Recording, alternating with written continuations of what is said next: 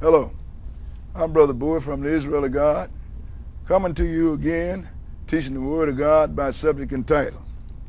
Today we're going to deal with the parable of the vineyard.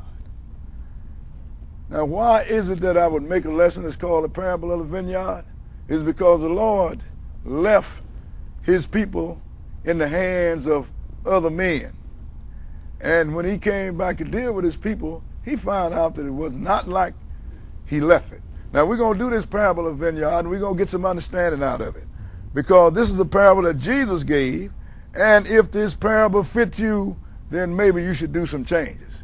Now, we're going to start this in Matthew, the 21st chapter, and we're going to start reading at verse 33. Okay, read it. Hear another parable. There was a certain householder which planted a vineyard and hedged it round about, and digged a wine press in it. Go ahead. And built a tower and let it out to husbandmen and went into a far country. Now, we're going to show you that this nobleman, this certain man, that householder that built this, we're going to show you this is the Lord's system, brother.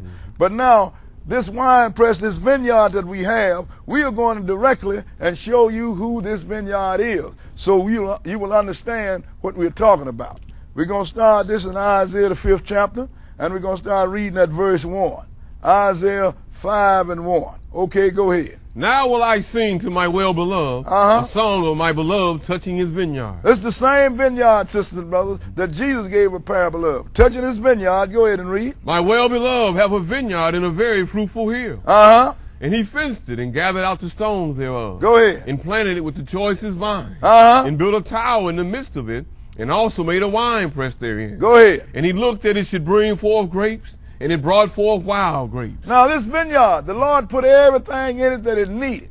Put a fence around it. Put a wine press in it. He did everything. Whatever was necessary, the Lord put in his vineyard. And when he looked for grapes, he found wild grapes, which he never should have found. Go ahead and read. 3. And now, inhabitants of Jerusalem and men of Judah, judge, I pray ye, betwixt me and my vineyard. Go ahead. What could have been done more to my vineyard that I have not done in it? Wherefore, when I looked that it should bring forth grapes, brought it forth wild grapes. And now, go to, I will tell you what I will do to my vineyard. Now, he said, look, now what could I have done to my vineyard that wasn't done? So, I should not have found wild grapes in there. I didn't plant them. He said, so now, what is it will I do to my vineyard? Go ahead and read. I will take away the heads thereof, and it shall be eaten up. Go ahead. And break down the wall thereof, and it shall be trodden down. And I will lay it waste. It shall not be pruned nor digged. Now he said, look, I'm going to take away the hedge. I'm going to lay it waste. I'm going to do this to my vineyard. Why? Go ahead and read. But there shall come up briars and thorns. I will also command the clouds that they rain no rain upon it. Go ahead. For the vineyard of the Lord of hosts is the house of Israel. Now, who is the vineyard of the Lord of hosts? It's the house of Israel, sister and brother. That's right. That's because you see in the New Testament where it says a nobleman planted a vineyard, everybody thinking it's talking about everything. It is talking about Israel, and if you are not a born Israelite, then you must become a part of this vineyard by becoming a spiritual Israelite. That's right. And that is the way you have to do it. You have to turn to the God of Abraham, Isaac, and Jacob. Even Jesus, sisters and brothers. Now, he said, now, the Lord's vineyard, which he planted and gave them everything they wanted, is the house of Israel. Go ahead and read. And the men of Judah his pleasant plant. And he looked for judgment, but behold oppression. Go ahead. For righteousness, but behold a cry. Now, he looked for judgment. What not? He gave them good laws, good everything, but when he looked for the right thing, he didn't see it. Now, he planted a choice vine. This vineyard had everything going for it. We're going into Jeremiah, the 2nd chapter. Jeremiah, the 2nd chapter, and we're going to start reading at verse 20. Because the Lord did everything you needed, gave us good laws, good statutes, good rules to live by, and we didn't deal with it. That's right. 2 and 20. Okay, go ahead. For of old time I have broken thy yoke, and burst thy bands. Go ahead. And thou sayest, I will not transgress. Whereupon every high hill and under every green tree thou wanderest, playing the harlot. He said, now look, I planted you. I gave you everything. But what you did, you even told me in the old days you wouldn't transgress or sin against me, but you have found a way to sin under every tree and on every high place. Go ahead and read. 21. Yet I had planted thee a noble vine. He said, yet I planted you a noble vine. vine. Go ahead and read. Wholly a right seed. How then art thou turned into the degenerate plant of a strange vine unto me? He said, now look, I planted you a noble vine, a holy and right seed. How have you become the degenerate plant that you are? I didn't do that to you. I gave you good laws. I gave you good statutes to live by. And what you've done, you have become a degenerate plant. That's right. He said, and you would not hear to me. Let's go into Matthew and pursue this. Matthew, the 21st chapter. Because the Lord planted Israel. He gave us good laws. He gave us good statutes. We were supposed to pass these on to other people. We didn't do it. And now the world is in the condition it's in now, steeped in paganism. And I do mean steeped in paganism. Now, verse 34, 21 and verse 34. Because once he planted this vineyard, then he sent back his servants and found out that the vineyard wasn't the same. Go ahead and read. And when the time of the fruit drew near, he sent his servants to the husbandmen, that they might receive the fruits of it. Now, he sent his servants. He's talking about his prophets and his apostles, that they might receive the fruits of it. And what happened? Go ahead and read. And the husbandman took his servants and beat one and killed another and stoned another. Go ahead. Again, he sent other servants more than the first, and they did unto them likewise. And what do they do to his servants, his prophets, and his apostles? They beat them and they kill them. And no matter how many they sent, they did them all. They killed all the prophets they can get their hand on. Even we're going to show you that they killed Jesus. That's right. But the Lord has sent back to get his share, to see how his vineyard is faring and to reap the fruits of it. But they killed him, sisters and brothers. That's right. And Jesus made this observation. Let's go into Luke the 13th chapter, verse 34 and 35. Luke the 13th chapter. And he's telling you what you've done. These are the servants of God, that the husbandmen are the people that he left in charge of his vineyard, which is his church, sisters and brothers. They miserably misuse them. Verse 34, 13 and 34. Go ahead. O Jerusalem, Jerusalem, which killest the prophets, and stonest them that I sent unto thee. Now, he said, what he said? Who are these servants? The prophets did. That's right. And you stone them that are sent to you. Go ahead and read. How often would I have gathered thy children together, as a hen doeth gather her brood under her wings? Go ahead. And ye would not. He said, how often I would have done it? You polluted my vineyard. You polluted my people, but I sent my prophets and my servants to straighten you out. What do? You stone some and you kill some. So I couldn't gather you because you refused to be gathered. Go ahead and read. Behold, your house is left unto you desolate. And verily I say unto you, ye shall not see me until the time come when you shall say, blessed is he that cometh in the name of the Lord. He said, you're not going to see me until you say, blessed is he that come in the name of the Lord. But until that time come, your house is left to you desolate. All these people possessing your property, possessing your land, even taking your name. That's right. Why? It's because the Lord planted you a choice vine and you have turned to a degenerate vine. That's right. Because you refuse his laws and his statutes. Now let's go back to Matthew 21 and we're going to read verse 37. Go ahead and read. But last of all, he sent unto them his son, saying, they will reverence my son. But last of all, he sent them to his son, and they said, look, they're going to reverence my son, but he's going to show you what they think about their son. And he let you know that. That's right. Because he sent you the prophets first. Now, he said, look, they ain't going to do right with my prophets. I'm going to send my son. I know they're going to pay him some attention. Let's go into Hebrews, the 1st chapter, and we're going to look at this. Hebrews, the 1st chapter, and see what they did to the son when he showed up. Hebrews 1, and we're going to start reading at verse 1. Hebrews 1 and 1. Okay, go ahead. God, who at sundry times and in divers manners spake in time past unto the fathers by the prophets. Now this is what he's letting you know.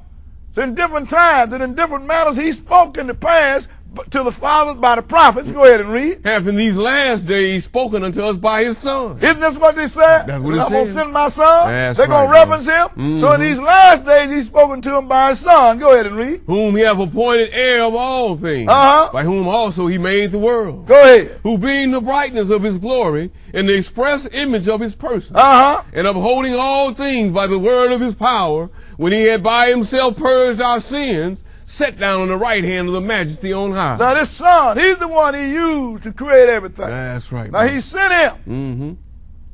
Didn't send the prophets no more. No. Because they didn't kill the prophets. They done stoned him. So they're going to reverence my son. So now he said right here, in time past, he spoke to us by the prophet. But these last days, he sent his son. Let's go back to 21st chapter of Matthew, and let's see what happened when the son showed up. Matthew 21 and verse 38. Go ahead and read. But when the husbandmen saw the son, they said among themselves, this is the heir. Come, let us kill him and let us seize on his inheritance. Look, instead of them reverencing him like they were supposed to, and honoring him, and trying to make some apology for the prophets and the others that came before him that they killed, what they do? They say, here come the heir now. That's right. Let's get him. We're going to kill him, and this whole thing belongs to me. Sisters and brothers, that's what's going on right now. You don't ever see the church of the Lord. You see the church of Pastor so-and-so church, and Bishop so-and-so church, Prophet so-and-so church. They don't say the church of God. Because why? Each one of these ministers have seized on the Lord's vineyard. That's right, and said, bro. we done killed him. Now this belongs to me. That's right, brother.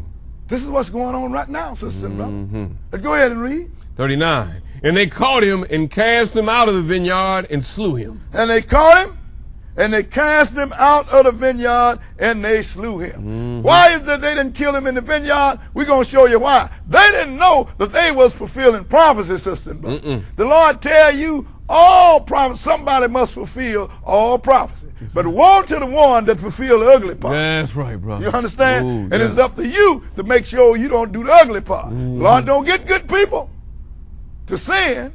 If he need a thief, he do what he did with Judas. He get him a thief. Get him a thief. So now if you're on the wrong side of the track, maybe you already a vessel for destruction. That's right. Think about it. You better pay some attention. Let's go into Leviticus, the 4th chapter, and we're going to show you that what they did was fulfill prophecy, because that's what you have to do with the sin offering. You must kill him outside of the camp. That's right. Levi 4, and let's start reading at verse 1. 4 and 1. Okay, go ahead. And the Lord spake unto Moses, saying, Speak unto the children of Israel, saying, If a soul shall sin through ignorance against any of the commandments of the Lord concerning things which ought not to be done, and shall do against any of them, go ahead. If the priest has anointed do sin according to the sin of the people, then let him bring for his sin which he have sinned a young bullock without blemish unto the Lord for a sin offering. See, anybody can sin, sisters and brothers, but it's always been a thing with the Lord if you sin in ignorance, not aware of it. Then you can always make an atonement for it, but never on purpose. Go ahead and read. 4. And he shall bring the bullock unto the door of the tabernacle of the congregation before the Lord, and shall lay his hand upon the bullock's head and kill the bullock before the Lord. Go ahead. And the priest that is anointed shall take of the bullock's blood and bring it to the tabernacle of the congregation. Now, he's supposed to do that, and he's going to kill the Lord. Now, let's see what we're going to do with the parts of this bullock when they get through making the sacrifice. Skip down to verse 11 and go ahead. And the skin of the bullock and all his flesh with his head and with his legs and with his innards and his dung, even the whole bullock shall he carry forth without the camp unto a clean place where the ashes are poured out, and burn him on the wood with fire. Now he said, look, and all the inward parts, in fact, all of the bullock is supposed to be carried outside the camp. Outside the camp. And he's supposed to be in a clean place, and he's supposed to be burnt. Go ahead and read what verse? Verse 12. Go ahead. Where the ashes are poured out shall he be burnt. And if the whole congregation of Israel sin through ignorance, and the thing be hid from the eyes of the assembly, and they have done somewhat against any of the commandments of the Lord concerning things which should not be done, and are guilty. Go ahead. When the sin which they have sinned against it is known, then the congregation shall offer a young bullock for the sin. Go ahead. And bring him before the tabernacle of the congregation. Same thing if the whole congregation sinned and not aware of it. When they find out, they have to bring their sin offering. Go ahead and read. 15. And the elders of the congregation shall lay their hands upon the head of the bullock before the Lord, and the bullock shall be killed before the Lord. And they're going to take this bullock for the whole congregation, and they're going to kill him. Skip down to verse 20, and let's see what's going to happen to the rest of them. Go ahead. And he shall do with the bullock as he did with the bullock for a sin offering. Go ahead. So shall he do with this. And the priest shall make an atonement for them, and it shall be forgiven them. Go ahead. And he shall carry forth the bullock without the camp, and burn them as he burned the first bullock. It is a sin offering for the congregation. See, he had to take them outside the camp to find a clean place. Why? Because the camp was polluted. That's right. It was Like that's when Jesus was killed, he was thrown outside the vineyard. Why? It's because it was polluted.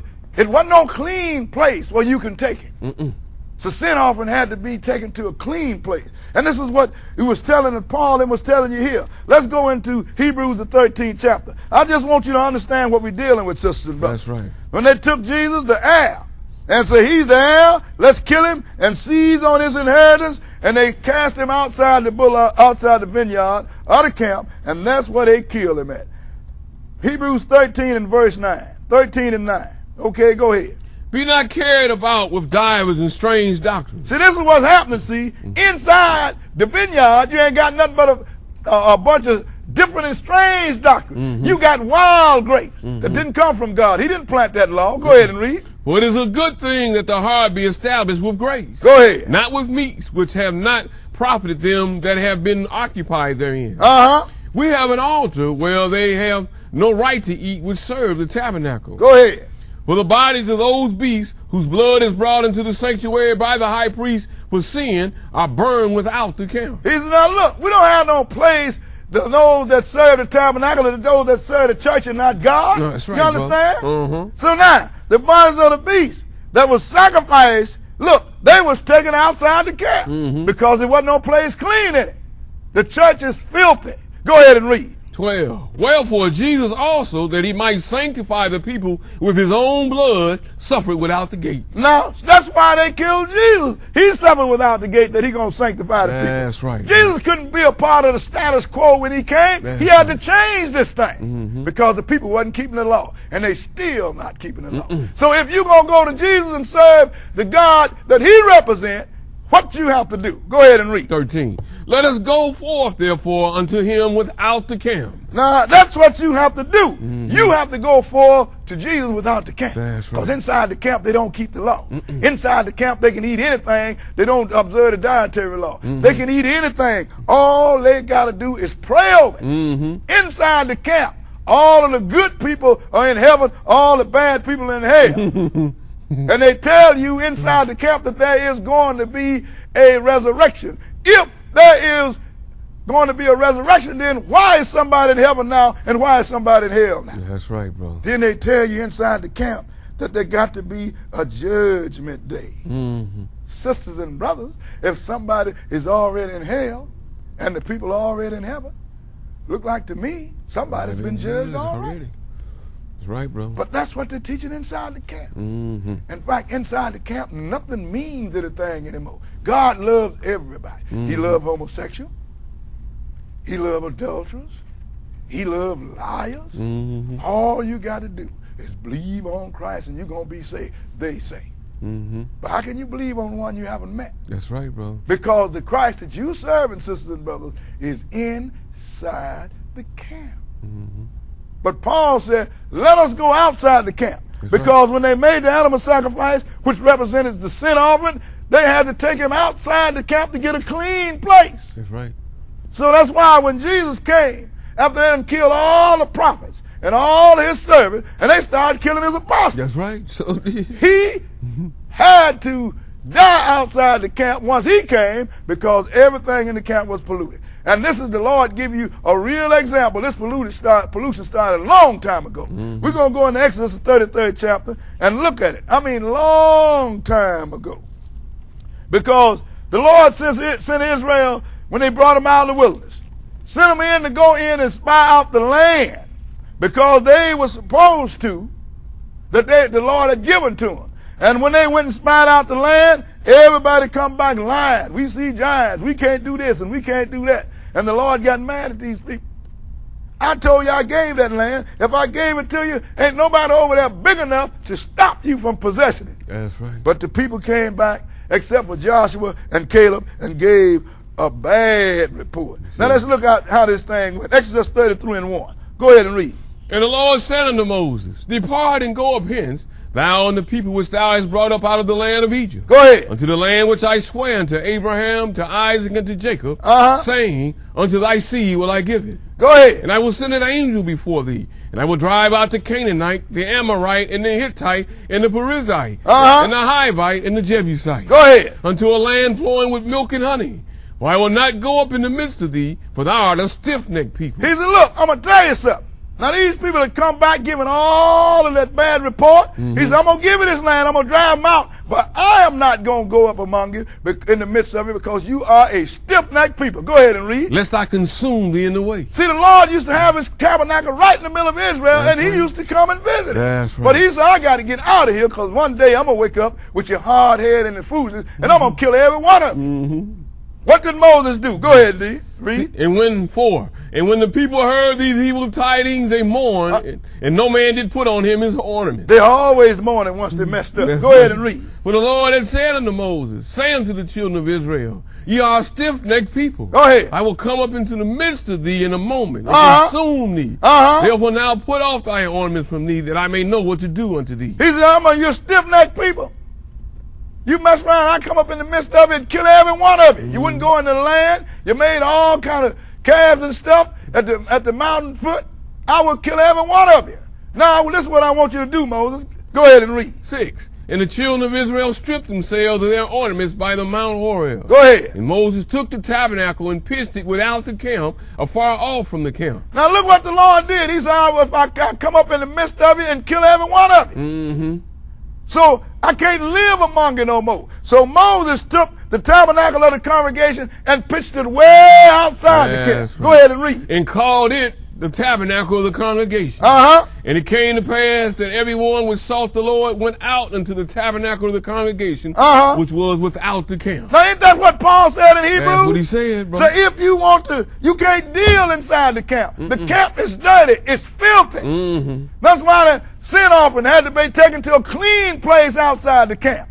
So if you want to serve the Lord, even when Israel was a nation, you had to go outside the camp. That's why Jesus was killed outside the vineyard, which represented the camp.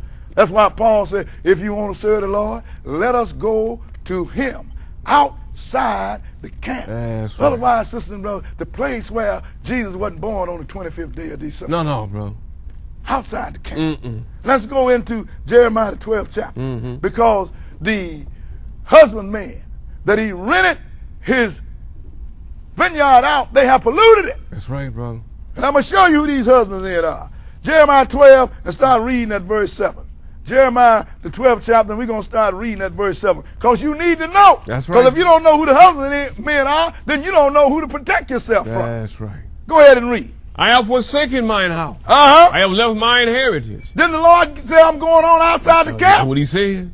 He said, I have forsaken my house. I have left my heritage. Go ahead and read. I have given the dearly beloved of my soul into the hand of her enemy. Go ahead. Mine heritage is unto me as a lion in the forest. It crieth out against me. He said, look, I've given it to an enemy because my inheritance is like a lion. It cries out against me. Kill my prophets, kill my son. Go ahead and read. Therefore have I hated it. Mine heritage is unto me as a speckled bird. Go ahead. The birds round about are against her. Come ye, assemble all the beasts of the field, come to devour. He said, come on you now, and broke down the hedges. Didn't he say that? That's what he said. Come on in and devour. Go ahead and read. Many pastors have destroyed my vineyard. Who destroyed his vineyard? The pastors. Many pastors have destroyed my vineyard. Go ahead and read. They have trodden my portion underfoot. They have trodden my portion underfoot. They have made my pleasant portion a desolate wilderness. And it is a desolate wilderness. People don't know nothing. That's why when John the Baptist came, he said he's a voice crying in the wilderness. Ain't nobody listening. When I tell people that the dietary law is still good, don't nobody want to hear that. No, Tell them that the seventh day, which they call Saturday, the Lord's Sabbath day, they don't want to hear that. Just like a voice crying in the wilderness. So if you want to go to the Lord, you better come on outside the camp. Outside the camp. Now let's go and finish this parable. Let's go back to Matthew 21. Back to Matthew 21 and start reading at verse 40. 21 and verse 40. Okay, go ahead. When the Lord therefore of the vineyard cometh, what will he do unto those husbandmen? He asked them. Go ahead and read. They say unto him, he will miserably destroy those wicked men, and will let out his vineyard unto other husbandmen, which shall render him the fruits in their season. So he gonna miserably destroy you. He gonna do because he gonna give it to his saints. Go ahead and read. Jesus saith unto them, Did you never read in the scriptures, the stone which the builders rejected, the same has become the head of the corner?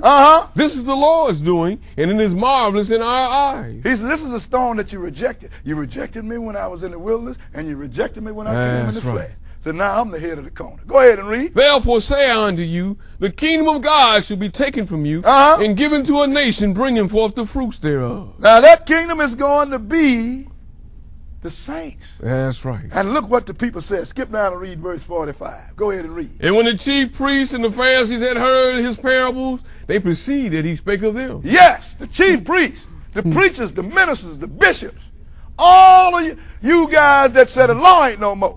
Say you can eat anything. Say you're going to go to heaven and the kingdom is not going to be on the earth. He spoke this parable against you. That's right. And I'm saying you to the people that's sitting among these people, you better come to the Lord outside the camp where the law is good and the place is clean. I thank you for your time.